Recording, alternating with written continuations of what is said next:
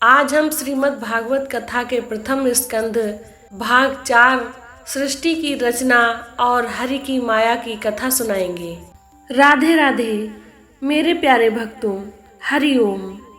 सबसे पहले श्री हरि के चरणों में सत सत नमन करते हैं और आप सबको प्रणाम करते हैं।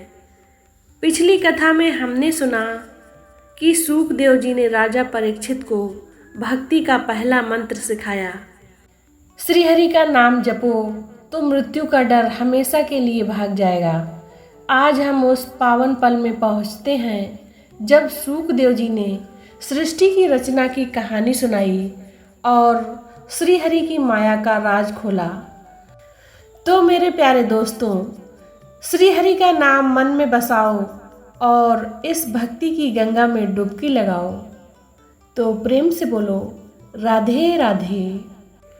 अगर आप हमारे चैनल पर पहली बार आए हो तो सब्सक्राइब बटन दबा दो और बेल आइकन ज़रूर दबा दो ताकि हरि की ये कथाएं आप तक रोज़ पहुँचें।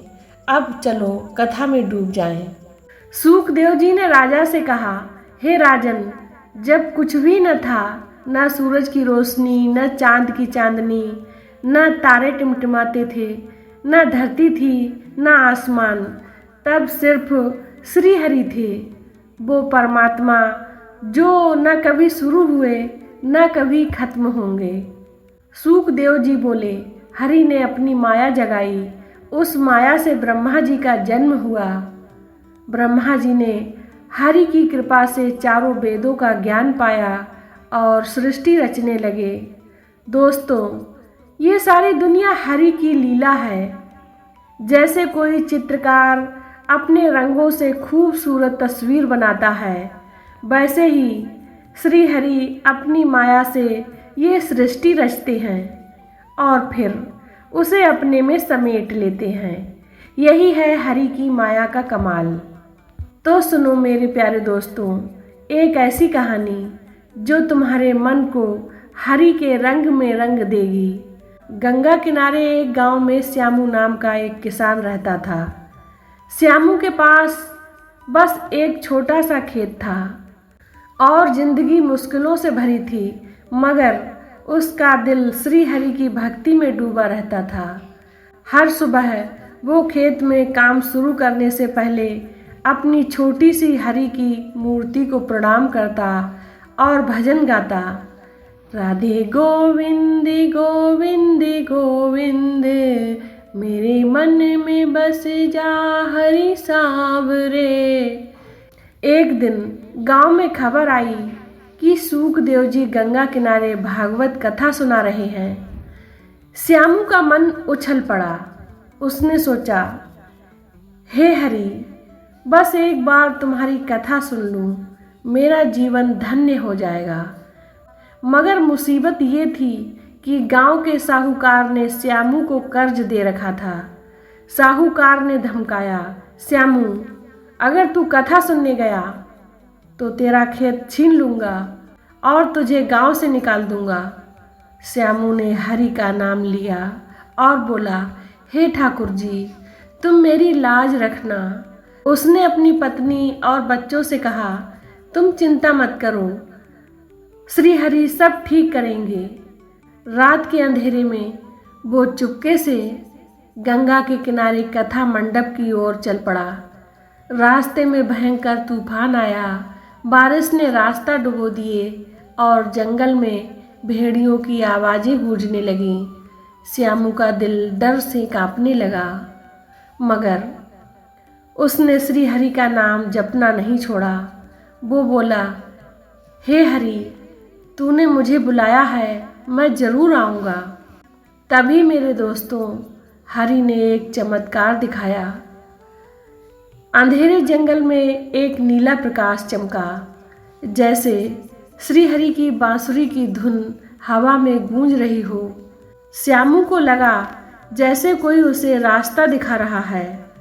वो उस प्रकाश के पीछे पीछे चलता गया और गंगा किनारे कथा मंडप में पहुंच गया। जब उसने सूकदेव जी की कथा सुनी तो उसकी आंखों से आंसुओं की धारा बहने लगी। उसे लगा जैसे श्री हरि खुद उसके सामने खड़े हैं, मुस्कुराते हुए बांसुरी बजाते हुए। जब श्यामू गांव लौटा तो साहूकार ने उसका खेत छीन लिया, मगर श्री हरि की कृपा ऐसी हुई कि अगले दिन श्यामू को अपने खेत में एक पुराना मटका मिला जिसमें सोने के सिक्के भरे थे। उसने वो सिक्के साहूकार का कर्ज चुकाने में लगाए और गांव में श्री हरि का एक छोटा सा मंदिर बनवाया। गांव वाले हैरान थे कि इसने इतना सब कुछ कैसे कर दिया। श्यामू हर दिन मंदिर में भजन गाता, राधे गोविंद गोविंद गोविंद, राधे गोविंद गोविंद गोविंद। उसने कहा, हे हरि, तूने मुझे अपनी कथा में बुलाया, मेरी जिंदगी धन्य कर दी। दोस्तों, श्यामू की भक्ति देखो।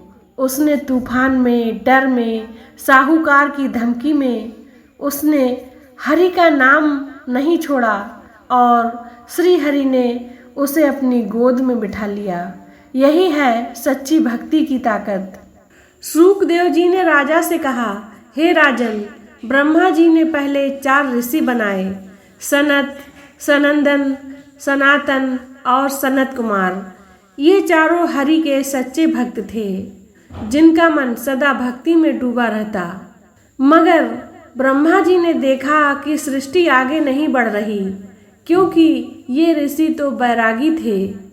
तब ब्रह्मा जी ने श्री हरि का ध्यान किया और श्री हरि की कृपा से उनकी बुद्धि में प्रेरणा जागी और उन्होंने प्रजापति, मनु और बाकी जीवों की रचना की। दोस्तों, ये सारी दुनिया, पेड़ पौधे, नदियाँ, पहाड़, गंगा की लहरें श्री हरि की माया का खेल है।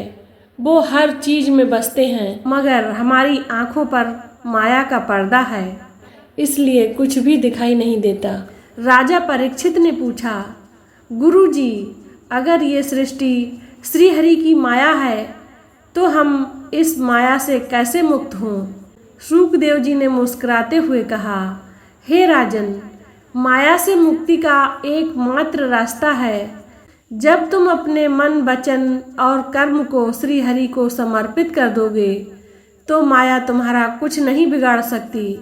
शुकदेव जी बोले, जैसे सूरज की किरणें अंधेरे को मिटा देती हैं, वैसे ही श्री हरि का नाम और उनकी कथा माया के अंधेरे को हटा देती है। जो भक्त भागवत को सच्चे मन से सुनता है उसका मन गंगा की तरह शुद्ध हो जाता है। दोस्तों, कितनी प्यारी बात है। श्री हरि का नाम लो और माया को अलविदा कह दो। मेरे प्यारे दोस्तों, श्यामू की कहानी और सृष्टि की रचना की बात हमें सिखाती है कि ये सारी दुनिया श्री हरि की लीला है।